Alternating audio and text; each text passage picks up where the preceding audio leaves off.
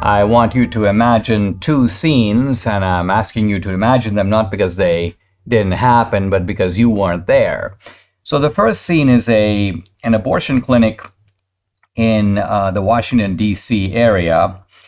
And you've got activists who are desperate to stop women from having abortions. And they are activists kind of in the liberal mode. And what I mean by the liberal mode is they're doing the same kind of stuff we see the left do all the time.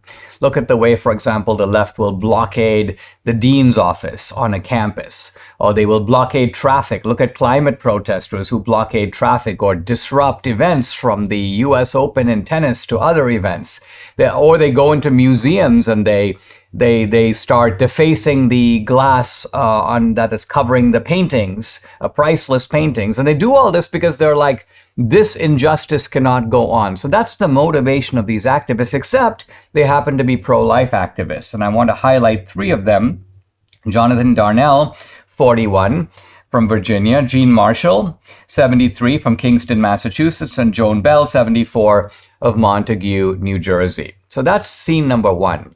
And these activists are, in fact, trying to block the clinic. And what I mean by block the clinic is they're not using any kind of violence. They're not hitting anybody. They're not attacking people at the clinic. They're certainly not shooting doctors. What are they doing? They're using their bodies. They're using furniture. They're using ropes and chains to do their best to blockade this clinic. And their reasoning is really simple.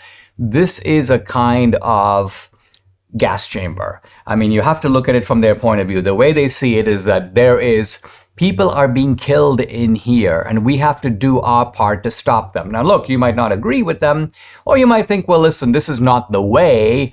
I just saw Abby Johnson posted something about the fact that we should rely on persuasion. We should not try to blockade the clinics. That's not an effective tactic. But leave aside whether it's effective or not. Who knows whether campus protests are effective in the way that the activists intend them to be? Who knows whether it serves the climate agenda to do the kind of blockades that climate people do? But here's the difference. When the left does this kind of stuff, no big deal. You just escort them off the court. Maybe they're guilty of trespassing. In this case, these pro-life activists, the three people I mentioned, and notice that two of them are elderly grandmother types. I mean, look, Jean Marshall, 73, of Kingston, Mass. Joan Bell, 74, of Montague, New Jersey. I believe all three are Catholic. And the reason I say that is because I saw a picture of them. This is before the sentencing. They were all accused of violating the FACE Act. And you can see them praying, and there appear to be other people praying with rosaries. So my guess is that this is a pro-life Catholic circle. In any event, they're charged by the Biden DOJ. They're charged with violating the so-called FACE Act. We've talked about the FACE Act before. The FACE Act basically says you cannot interfere with reproductive services being provided. Now, in this case, they were doing that. They were interfering with these reproductive services. And so perhaps they should be given some sort of penalty for trespassing or for defacing property if that's what they did. But no, they are essentially being treated as domestic terrorists. They are treated, and there's an FBI press release which sort of solemnly talks about them, quote, invading the clinic. They weren't invading the clinic. They were doing their best to stop the abortions from happening there. And look at this. They are both facing now 11 years in prison, a $350,000 fine.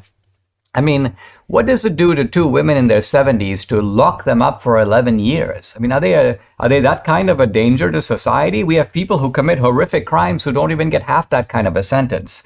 So what strikes me here, again, is the gross disproportionality of the sentence to what they did. And again, we always got to keep in mind that this is a country where you have activism, you have protests. We've had protests going back to the 1960s, if not before. I've seen numerous protests myself where people do exactly the kind of stuff that these guys are doing, and nothing happens. The campus police show up. They kind of basically, get people get people to calm down, or the climate protesters carefully yanked off the pavement. Someone comes or gets out of their car and pulls them to the side, or the cops pull them to the side, and they go home. And they're not charged, or if they're charged in a very minor way, trespassing, blocking traffic, something like that. And in this case, you're essentially being treated as a murderer or something comparable to that for doing nothing more than trying to save human lives. It's outrageous. Vladimir Putin called the US dollar's drop in dominance objective and irreversible as Brazil, Russia, India, China, and South Africa formally agreed to use local currencies in trade instead of the US dollar. It's the first shoe to fall. As demand for the dollar weakens, the buying power of the dollar weakens. And this is why Birch Gold Group is busier than ever. Investors and savers like me are looking to harness the power of physical gold held in a tax-sheltered IRA. Debbie and I buy gold from Birch Gold. We trust them to help us diversify and protect our savings. Text Dinesh to 989898. You'll get a free information kit on gold. With thousands of happy customers, an A+ rating with the Better Business Bureau, countless 5-star reviews, you can count on Birch Gold to help you navigate transitioning an existing IRA or 401k into an IRA in gold. As the US dollar continues to receive pressure from foreign countries, digital currency, and central banks, arm yourself with information on how to protect yourselves. Text Dinesh to 989898 and claim your free information kit now.